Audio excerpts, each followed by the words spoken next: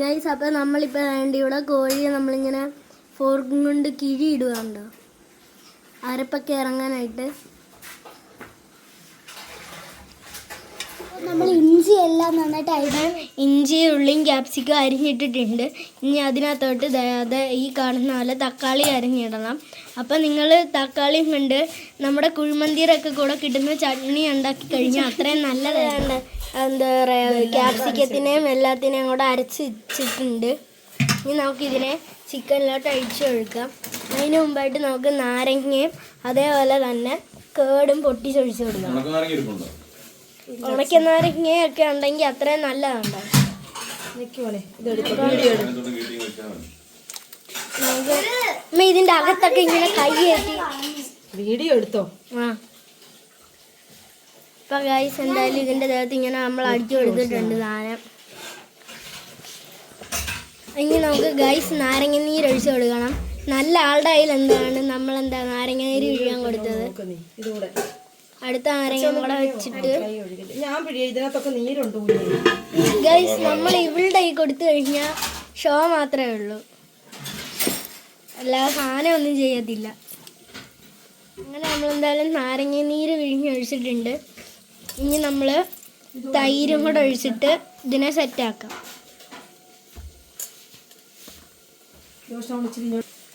ഇനി തൈര് ഒഴിച്ചു കൊടുക്കാം.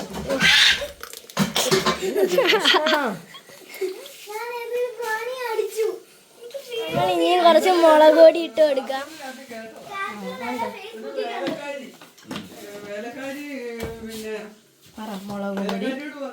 മല്ലിപ്പൊടി, മഞ്ഞപ്പൊടി, 2 സ്പൂണ് മല്ലിപ്പൊടി. ഓയ് ബാബു, പറയടാ ഇതെന്ത് സാധനം? മസാല. ഗൈസ്, ഇതിപ്പോൾ ഇങ്ങനെ ചെയ്തിട്ട് നമുക്ക് കുക്കറിൽ വെച്ചാണെങ്കിലും വേവിക്കാം. പക്ഷെ നമ്മൾ ഇത് മാരിനേറ്റ് ചെയ്തിട്ട് കനലിലിട്ടാണോ വേവിക്കുന്നത്. നമുക്ക് ഇതിനെ നല്ല തേച്ച് പിടിപ്പിച്ചെടുക്കാം.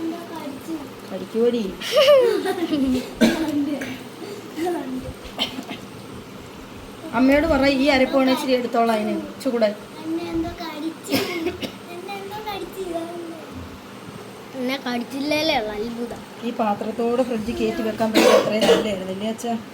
മസാല എല്ലാം ഇങ്ങനെ മിക്സ് ചെയ്യണമായിരുന്നു. നല്ല രീതിയിൽ മാരിനേറ്റ് ചെയ്ത് വെച്ചിട്ടുണ്ട്.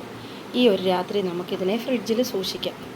നാളെ എടുത്ത് കനലിൽ ചുട്ടെടുക്കാം. വാട്ടി വെച്ചിരിക്കുന്ന ഇലയൊക്കെ അതോട് നമ്മളെ കോഴിയെ പിടിച്ചങ്ങ് മുക്കിയിട്ടുണ്ട്.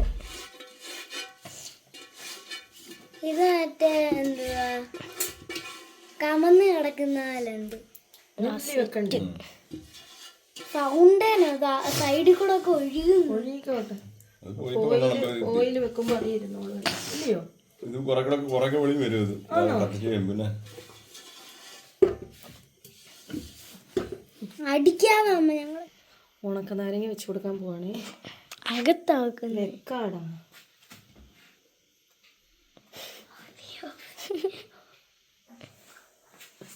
രണ്ട് മുളക് കീറി വെച്ചു. ഇതിൻ്റെ ആവശ്യമുണ്ടോ എനിക്കറിയത്തില്ല. ചുമ്മാ ഷോയ്ക്ക് വെക്കുമായിരിക്കും. എരി കുറവാണ്. മുളക് പൊടി ഇടാൻ എന്താ? ഇനി എരിഞ്ഞ് ചാവാലോ. ഇട്ടിട്ടുണ്ട്. ഉണ്ടമുളക് വെക്കുന്നു. ഇച്ചിരി എരിയൊക്കെ വേണം. വേണം, അതാ പറഞ്ഞത്. എരിയില്ലെങ്കിൽ ഓർക്കണം അതിൻ്റെ അകത്ത് സെറ്റ് എരിയാണ്. ഇത് വാടി, നന്നായിട്ട് വാടി. ഇച്ചിരി സ്റ്റൈലൊക്കെ വെക്ക്.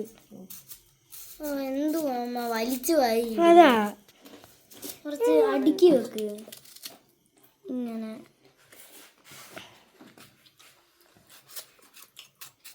വേണ്ട, അതിൻ്റെ പുറത്തോട്ടൊക്കെ ഇടും. അവിടെ എടി ഇവിടെ എടി വീണ കാലിലൊക്കെ പോയി. അപ്പുറത്തെ കാലിൽ കരയുന്നു. അയ്യോ ഗൈസ്,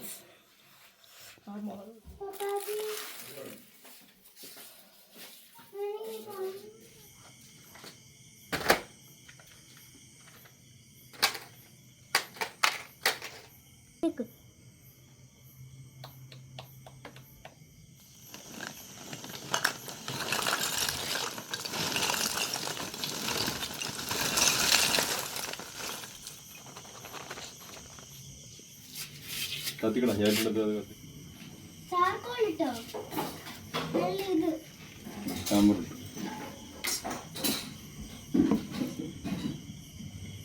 കത്തിന്ന് കുറച്ച് കത്തുമ്പോൾ തീ ഇത് വെക്കുമ്പോ കെടുവച്ചാ ചൂട് തട്ടട്ടച്ചാ ആദ്യം ഒന്ന് ഇതിങ്ങനെ വെക്കാൻ പറയുന്നത്. ഇച്ചൂടെ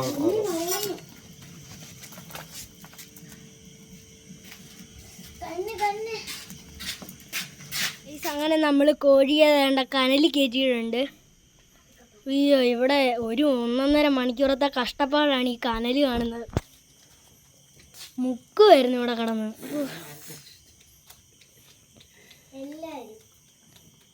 എന്തായാലും നമ്മുടെ ജിമ്മിക്കൊക്കെ ഇന്ന് കുശാലായിരിക്കും.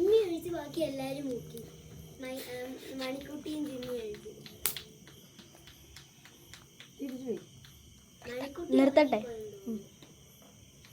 ഗൈസ്. അങ്ങനെ നമ്മൾ കണ്ട ഭയങ്കര പുകയുണ്ട്. അവരെല്ലാവരും അവിടെ കട്ടപ്പെടുകയാണ്. നമ്മളെ കണ്ട പെരണം ഉണ്ടാക്കി കയറി സുഖമായിട്ട് വീഡിയോ എടുത്ത് സൂചിച്ചിരിക്കുക.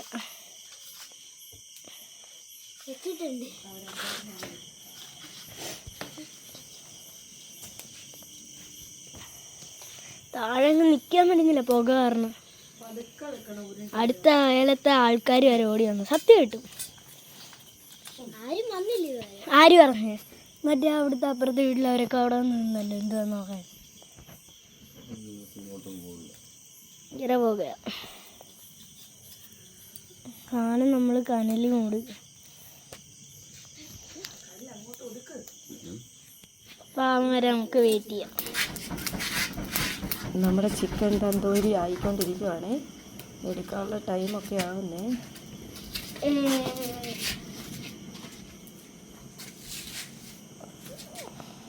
ഗായ്സ് എല്ലാവരും സബ്സ്ക്രൈബ് ചെയ്യും.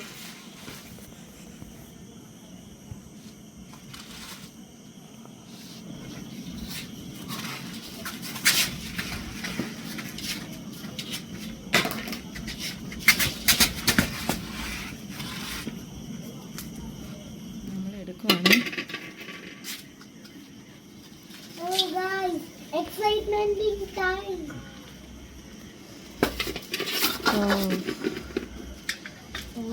ചൂടാ. നല്ല മണം. പൊരിച്ച കോഴീൻ്റെ മണം.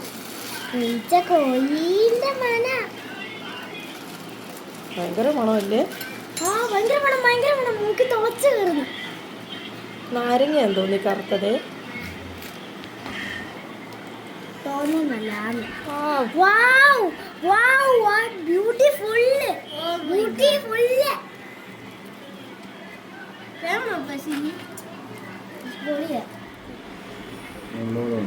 ഇങ്ങനെ സ്പൂൺ കൊണ്ട് ഇരിക്കാൻ വരുമോ?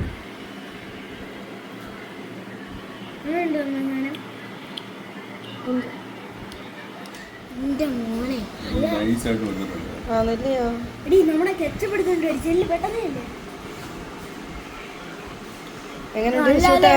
ഒരു സാധനം വേണ്ട. ഇന്നോടാ കണ്ണ പൊറോട്ട വേണ്ട നിനക്ക്?